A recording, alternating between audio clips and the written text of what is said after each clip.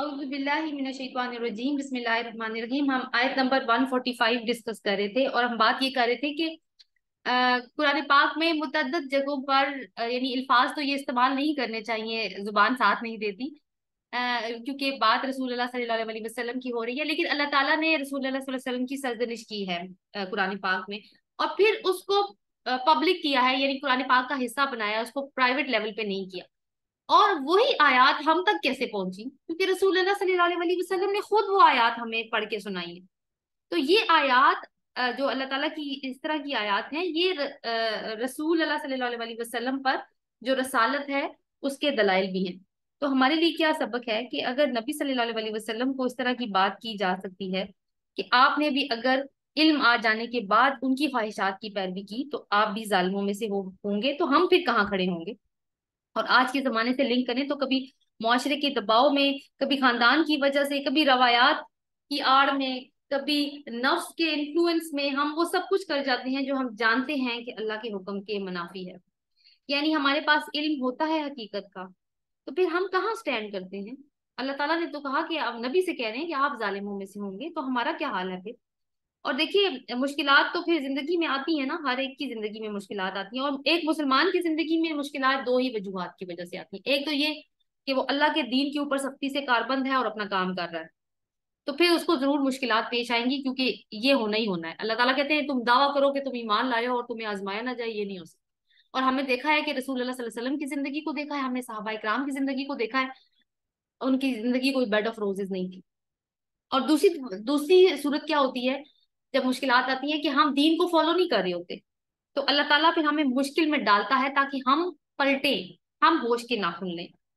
तो इस इन आयात में की रोशनी में हमने अपना मुहासबा करना है कि हम कहाँ स्टैंड करते हैं। आगे देख चलते हैं। Let me put my screen back. ये आयात की जी आयत नंबर 146 देखिए, अल्लदीना आतैनाहुमुल किताबा यारिफूनहु कमा यारिफून अबनाहुम। वो लोग जिनको हमने किताब दी, वो इसको ऐसे पहचानते हैं जैसे वो अपने बेटों को पहचानते हैं। यारिफूनहु को अंडरलाइन कीजिए, और खास तौर पर जो हु लिखा हुआ है ना, इसमें हु क्या है? प्रोनाउन है, जो नाउन की जगह इस्तेमाल होता है। अरबी में इसको जमीर या जमायर कहते हैं। इसको हम डिस्कस करेंगे कि वो जिनको हमने किताब दी थी, किनको किताब दी थी अल्लाह ताला ने? अहले किताब यहूद नसारा की बात हो रही है। वो इसको ऐसे पहचानते हैं जैसे अपने बेटों को पहचानते हैं। व इन्ना फरीक़म मिनहुम लयक्तुमूनल हक़्क़ व हुम यालमून। और बेशक एक ग्रोह इनमें से अलबत्ता वो हक को छुपाते हैं हालांकि वो जानते हैं। हु का मैंने आपसे कहा था, इसको देखिए, तो हु जो है ना एक प्रोनाउन है, उसको जिसके मीनिंग यहाँ पे, वैसे वो इसका मतलब होता है लेकिन कॉन्टेक्स्ट में इसका मतलब उसे या उसको होगा ही, उसको पहचानते हैं। तो इसमें तीन आ रहा है कि कौन सी वो चीज है जिसको अहले किताब पहचानते हैं। एक तो वो कुरान हो सकता है, कि किस तरह अहले किताब के तारीख के छुपे हुए चैप्टर्स को कुरान खोलता है, जो वो जानते हैं, जिसके जरिए उनको पता चल जाता है कि ये वही हो सकती है, किसी इंसान का कलाम नहीं हो सकता, जैसे हमने बनी इसराइल के केस में पढ़ा। दूसरी बात है कि ये किबला हो सकता है, यानी काबा, जो कि इब्राहिम अलैहिस्सलाम ने बनाया था, और इस बात को भी वो लोग जानते थे बहुत अच्छे तरीके से। और तीसरी चीज मोहम्मद सल्लल्लाहु अलैहि वसल्लम की हस्ती, यानी रसूलुल्लाह सल्लल्लाहु अलैहि वसल्लम की जात एज अ प्रॉफिट हो सकती है, जिनकी खबरें इनकी किताबों में मौजूद थी। और ये तीनों चीजों को ही अगर मुराद ले लें, या उसमें से किसी एक चीज को भी ले लें, लिंक तो तीनों चीजों का आपस में बनता है। तो कैसे पहचानते हैं उसको? जैसे कोई अपनी औलाद को पहचानता है, कोई अपने बच्चे को, अपने बच्चों को पहचानने में तो कोई गलती नहीं करता ना। इतने मजमे में बच्चे खेल रहे हो ना, अपने बेटे बच्चे की आवाज, वो शोर मचा रहे हो, तो अपने बच्चे की आवाज इंसान पहचान लेता है कि हाँ ये मेरा बेटा है। तो इस लेवल की सर्टेनिटी थी उनके अंदर। लेकिन फिर भी क्या किया उन्होंने? व इन्ना फरीक़म मिनहुम लयक्तुमूनल हक़्क़ व हुम यालमून। यानी जानते बूझते वो हक को छुपा रहे थे, सब कुछ मालूम था उनको। और हक की बात हुई तो अगली आयत देखिए, अल हक्कु मिर रब्बिका, हर हक आपके रब की तरफ से। फला तकूनन्ना मिनल मुमतरीन, तो आप हरगिज ना हो शक करने वालों में से। हक क्या है? कुरान। हमारे नबी सल्लल्लाहु अलैहि वसल्लम उम्मी थे, ये हमें मालूम है। उम्मी कौन होता है? जो पढ़ना नहीं जानता, जो लिखना नहीं जानता। तो जो इल्म भी उनके पास था वो वही का इल्म था जो अल्लाह ताला ने उनको सिखाया था, और उसी को उन्होंने आगे पहुंचाया। दूसरी तरफ हम देखें तो यहूदी उलमा हैं जिनके पास किताब का इल्म सदियों से था, اور لوگوں میں ان کی ایک ریپوٹیشن بن چکی تھی، اور وہ اپنا علمی روب کہاں پہ اور کس کے اوپر جھاڑتے تھے؟ عام لوگوں کے اوپر. جب وہ ان سے کوئی فتوا لینے آتے تھے یا کسی اہم امور کے بارے میں کوئی فیصلہ لینے آتے تھے، تو اس وقت یہ اپنانا علمی روب جھاڑا کرتے تھے ان کے اوپر.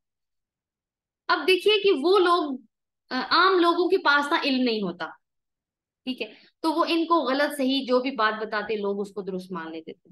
تو اب تحویل قبلہ کے حکم کے بعد وہ اپنی اسی ڈگر پر چل کر لوگوں کو شک میں مبتلا کر رہے تھے کہ یہ حکم ٹھیک نہیں ہے، اصل میں تو اسلام اصل صحیح دین نہیں ہے، ان کو تو پتہ نہیں ہے کہ کسی ایک چیز پہ قائم رہنا ہوتا ہے. یعنی اسلام کے اندر نا شک و شبہات پیدا کر رہے تھے، شک و شبہات پیدا کر رہے تھے. لہٰذا اللہ تعالیٰ نے کیا فرمایا کہ یہ آپ کے رب کی طرف سے حق ہے، یہی سچ ہے، آپ کم از کم یعنی آپ شک کرنے والوں میں نہ ہو.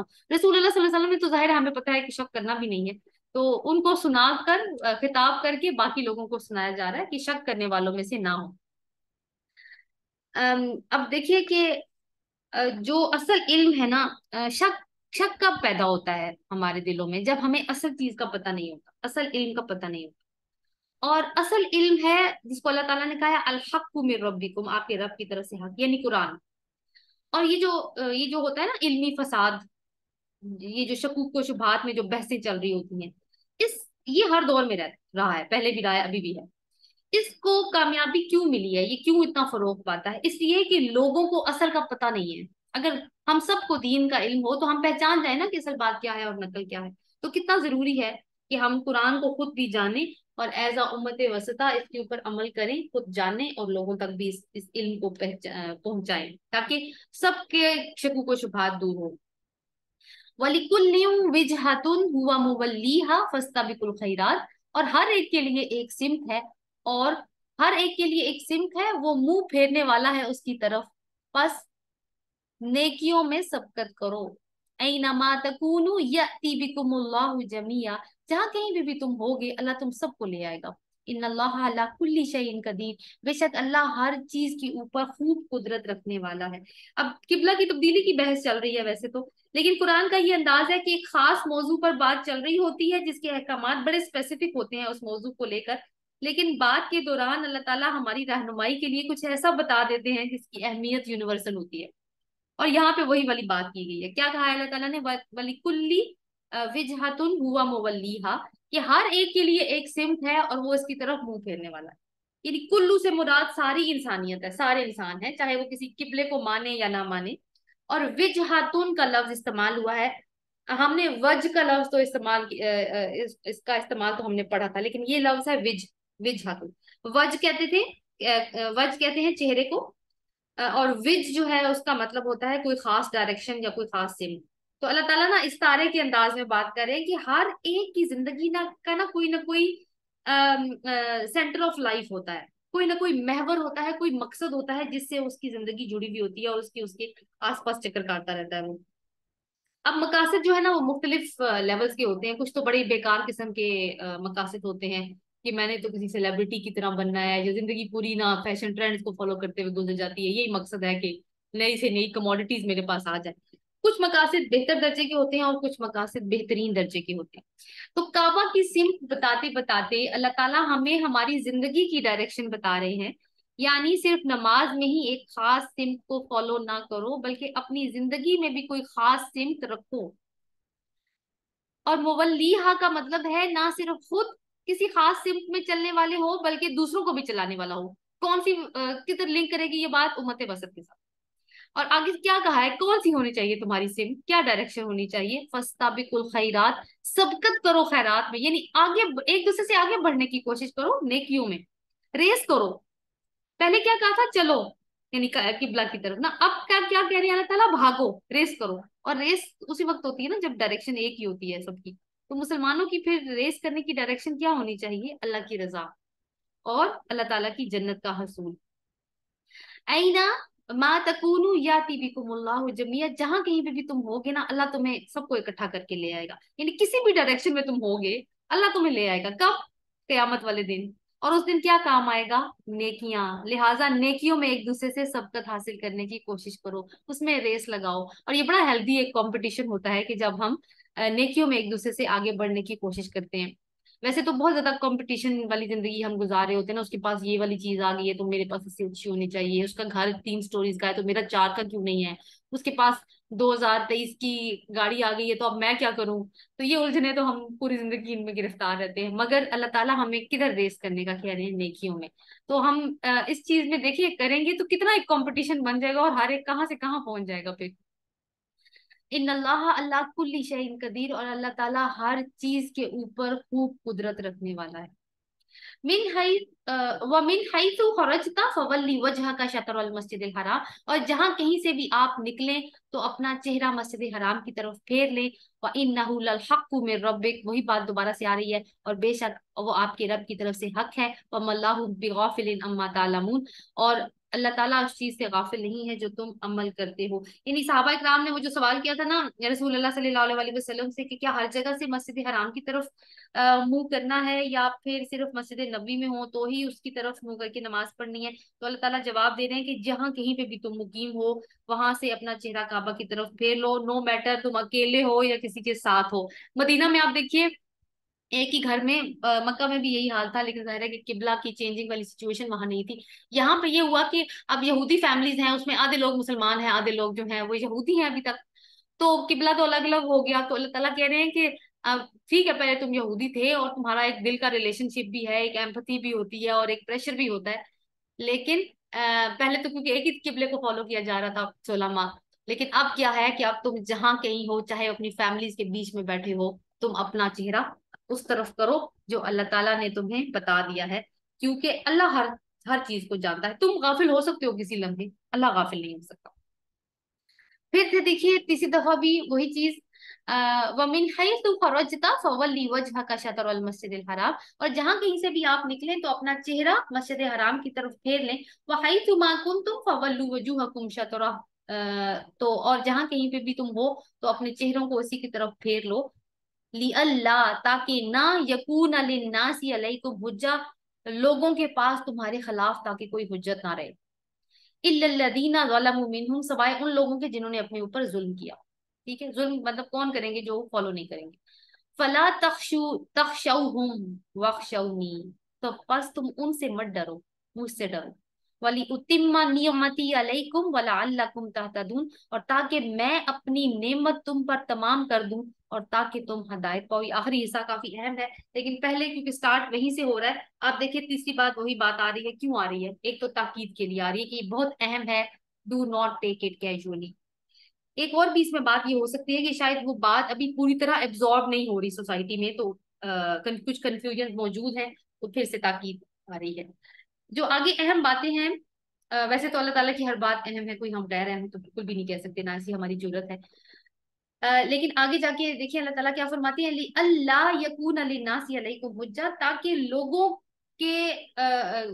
के पास तुम्हारे खिलाफ कोई हुज्जत ना रहे। यानी मुसलमानों को कहा जा रहा है कि अपना किबला बदलो।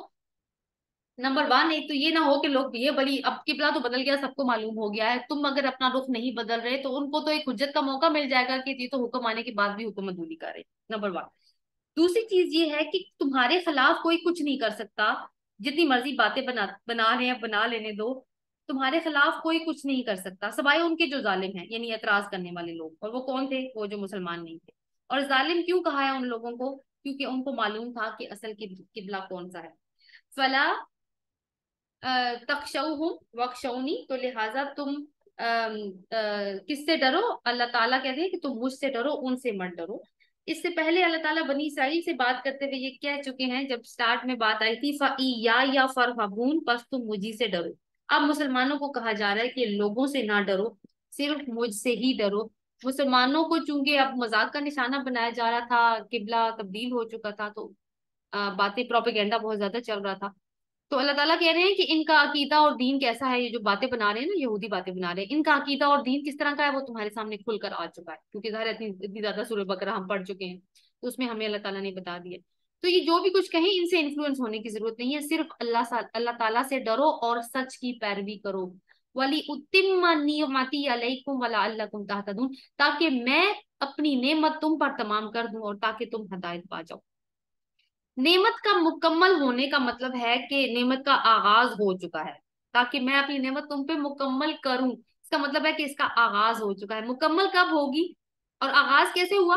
किबला की तब्दीली से, ठीक है। और मुकम्मल कब होगी? जब काबा मुकम्मल तौर पर बुतों की गंदगी से पाक हो जाएगा, मतलब कि प्रोसेस या प्रोसीजर शुरू हो गया है। और उस वक्त रसूल का मिशन पूरा होगा, जो हजरत इब्राहिम के अलैहिस्सलाम की दुआ के मुताबिक भी जो हमने पढ़ा था पहले।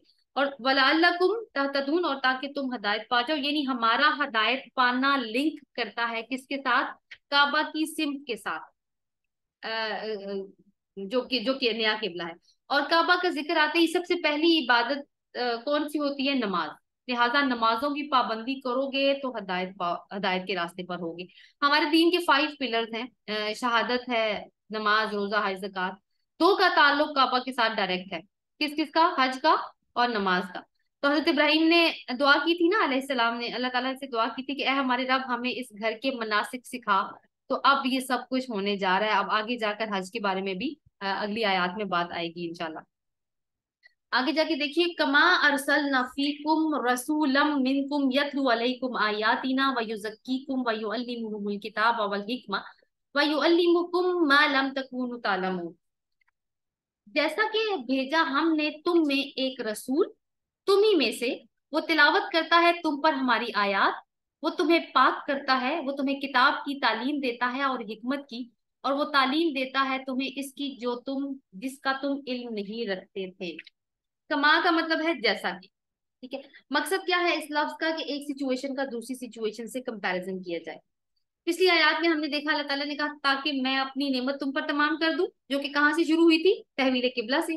और फिर मिशन की तकमील की बात हुई, जो कि काबा को बुतों की गंदगी से पाक करना था। फतेह मक्का होगा तो वो भी हो जाएगा, लेकिन वो मिशन का एक हिस्सा है, ठीक है। जैसे आप कहते हैं सिक्के का एक रुख। दूसरा रुख क्या है? कि हदायत की तकमील की जाए, वो भी हो चुका है। कैसे? जैसे अल्लाह ताला ने कहा, कमा अरसलना फीकुम रसूला, कि जैसे कि मैंने तुम पर एक रसूल भेजा। यानी अल्लाह का जो फेवर है वो इंसानों पर हो चुका है कि इसने अपना आखिरी पैगंबर भी दुनिया में भेज दिया है, लोगों को वही के जरिए अल्लाह ताला से जोड़ने के लिए। और आगे जो अल्फाज आ रहे हैं ना, वो तकरीबन वही अल्फाज हैं जो हम सूरह बकरा की आयत नंबर 129 में पढ़ चुके हैं। अगर आप मुसहफ में 129 खोलें तो, क्योंकि थोड़ा सा सीक्वेंस में डिफरेंस है, तो हम वो सीक्वेंस का डिफरेंस जो है वो नोट कर लेते हैं यहाँ पे। 129, रब्बना वबअस, ये हजरत इब्राहिम अलैहिस्सलाम की दुआ है। इसमें भी देखिए आपको अल्फाज वही वाले नजर आएंगे, सीक्वेंस में थोड़ा सा डिफरेंस है। रब्बना, आयत नंबर 120, जी 129 में पढ़ रही हूँ, ठीक है।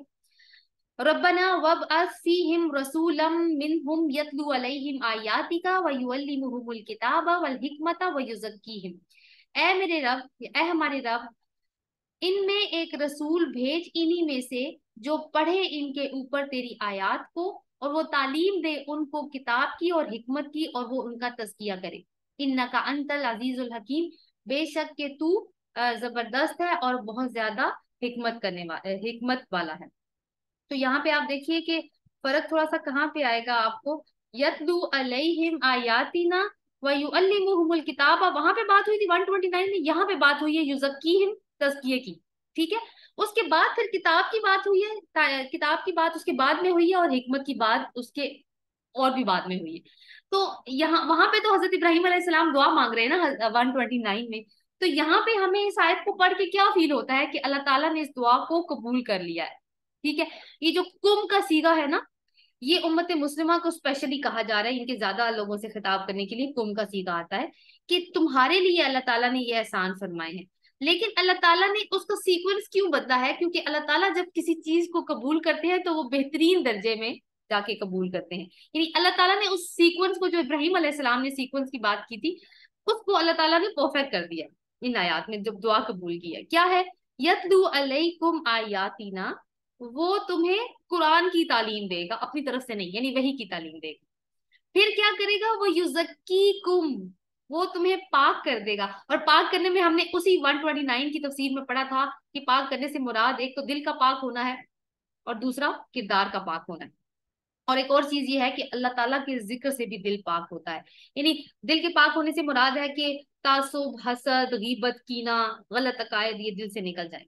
اور کردار کے پاک ہونے سے مراد ہے کہ ہمارے معاملات درست ہو جائیں. اور رزلٹ میں کیا ہوگا جب یہ دونوں کام ہو جائیں گے؟ اس کا نتیجہ کیا ہوگا؟ لازمی نتیجہ یہ ہوگا کہ دین کی سمجھ آنے لگ جائے گی، دل صاف ہو جائے گا. اور دیکھیں، دل صاف نہ ہونا تو دین کی سمجھ نہیں آتی ہے. اس لیے یہاں پہ نا بات آئی ہے اس یوزکی کو، تزکیے کی بات اللہ تعالیٰ نے پہلے کی ہے. جس طرح سے پودے کو نکلنے، جب ہم جب ہم بیج بونے لگتے ہیں تو پہلے مٹی کو تیار کرتے ہیں نا، مٹی تیار ہوتی ہے تو وہ فیوریبل انوائرمنٹ بن جاتا ہے بیج کے لیے. اسی طرح جب دل ریڈی نہیں ہوتے تو پھر ان کو بات سمجھ میں نہیں آتی. اس کے بعد کا اسٹیپ کیا ہے؟ وَيُعَلِّمُهُمُ الْكِتَابَ، کہ اب وہ ان کو کتاب کی تعلیم دیتا ہے. اب آئے گی کتاب کی باری. اب دل تیار ہو گیا نا، ٹھیک ہے، دل تیار ہو گیا تو اب کتاب کی باری آئے گی. اب سمجھ میں آ جائے گی بات. کتاب کا مطلب شریعت بھی ہوتا ہے. اور اگر انسان کو یہ سمجھنا ہو کہ وہ کیوں مسلمان ہے، یا وہ کیا چیز ہے جو اس کو مسلمان بناتی ہے، اس کی زندگی کا کیا مقصد ہے، یہ باتیں معلوم نہ ہو تو اور پھر دین دے دیا جائے تو اس کا مقصد پھر وہ سمجھ نہیں پائیں گے. اور یہ ہے کہ پھر ان کی بنیاد بھی سمجھ میں نہیں آئے گی. اس کے بعد بات ہوئی ہے حکمہ کی. حکمہ کا مطلب ہوتا ہے ایک تو اچھی تعلیم لینا اور پھر اس کو اپنی زندگی میں عمل کی صورت میں ڈھال لینا. اور یہ کون کرتا ہے؟ صرف عقل مند انسان یہ کرتا ہے کہ جو علم وہ حاصل کرے. اصل میں علم ہوتا ہی وہ ہے جس کے اوپر عمل کیا جائے، باقی علم نہیں ہوتا.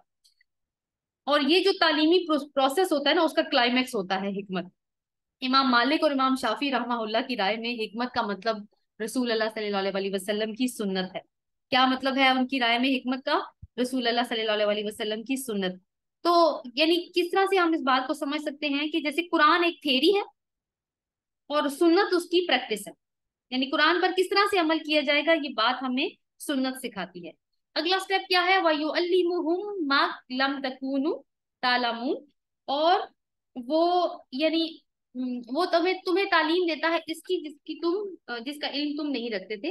اشارہ ہے اللہ تعالیٰ کی نعمت کی طرف، وہ جس کی بات آئی پہلے کہ اس طرح تم پر وہ نعمت تمام ہو گئی. رسول کا آنا ایک نعمت سے کام نہیں ہے، اس کا تمہیں ان باتوں کی تعلیم دینا، یعنی قرآن پڑھ کے وحی کی تعلیم دینا، تمہارے دلوں کو پاک کرنا، تمہیں کتاب کا علم سکھانا اور تمہیں حکمت سکھانا.